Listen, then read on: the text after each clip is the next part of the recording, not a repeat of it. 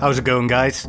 Last week update 14.3 came out for Hell Let Loose, and today there was also a hotfix. So it's a good moment to evaluate what direction Hell Let Loose is taking. This update is important because it's the first proper update since the backlash over the direction the development of the game was taking. The developers had promised to focus on fixing the issues within the game and making sure it's a good product before moving on and focusing on additional content. This makes this new update less flashy than getting an entire new faction, but it is a much needed approach. Let's discuss what the developers have done with the new update and what is coming next. First of all, I'd like to address the communication of the developers. Team 17 is very transparent nowadays with their news regarding the direction of the game and the new updates. They explain why they make certain decisions, and even when certain decisions are not fixed, explaining why that is and what makes this so difficult. I'd like to say I appreciate this, and it shows they do respect their player base. The main focus of this update was improving the performance of the game. Since the last update, loads of players, even on high-end rigs, experienced micro stutters, and this needed to be fixed. I myself also experienced these, and during the first game I played with the new update, I did experience some big stutters. However, from the second round I played, this was over, and I feel like the game in general runs better for me, at least. The best way to see the change in stutters would be to measure it, but for me it seems to have worked. And by the way, if you enjoy watching Hell Let Loose content, don't forget to subscribe to the channel. I make videos involving narrated gameplay, guides, news about the game, and sometimes some stuff about other games such as Squad. So if you like the kind of stuff, you might want to sub. So, except for the stuttering, the devs introduced some other new things to the game too. This update included a practice range. This gives you the possibility to try out the weapons and vehicles without a German 300 meters away in a hedge popping you in the head. I believe this is a welcome addition for new players that want to find their bearing. The devs have explained this is the first iteration, as additional updates for this practice range are planned, and there's talk about a full-blown tutorial. The current infrastructure of the game has some limitations, so they have tried to incorporate as much as they could in this version of the practice range. So it is still relatively bare bones, but there are plans to improve the utility. Player feedback has also been taken from the PTE and was implemented in the practice range in update 14.3, such as extending the shooting range to 500 meters and including player-made garrisons. I think this is a very good step in the right direction. As I mentioned in a previous video, onboarding is a key aspect of the game that needs to be improved. Hell Let Loose works quite differently from other games in the genre, and the fun for the player base is heavily dependent on the competence of other players.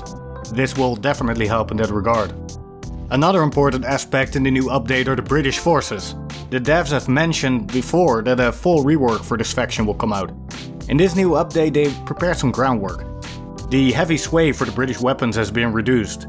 Also, the British weapon size have finally been zeroed, and there was a bunch of other tweaks to the weapons. The P14 and the No 4 MK1 are still up for some improvements, and they will follow later.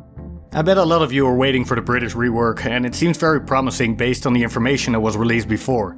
It's good to know that the devs have already started implementing changes, and I'm curious what the full rework will look like in the end. The rest of the update includes a huge list of bug fixes. I won't show them here, but you can look them up in the dev brief if you want.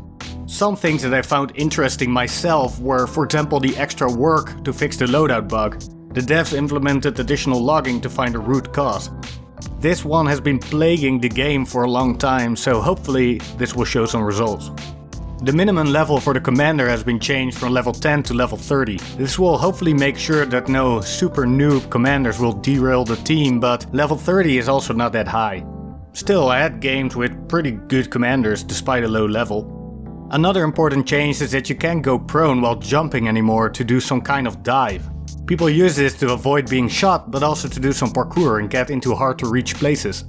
Some players were bummed out about this, but in the near future the dive to prone mechanic will be reintroduced, so let's see how that will go. Ultra widescreen support was also added with the patch, but this was broken.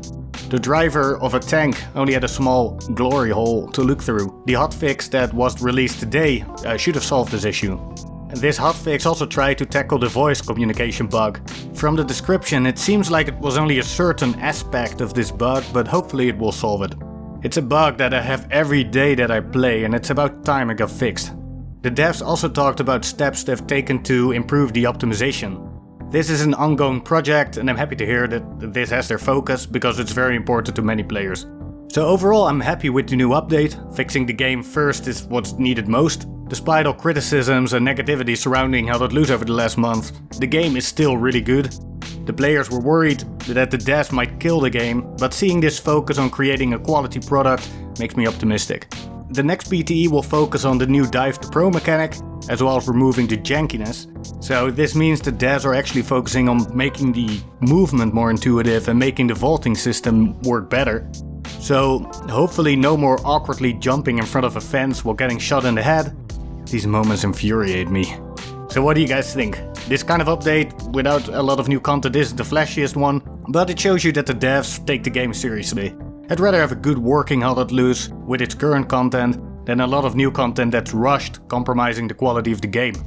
And the good thing is, new content will come out. So thanks for watching guys, please like and subscribe and see you in the next one.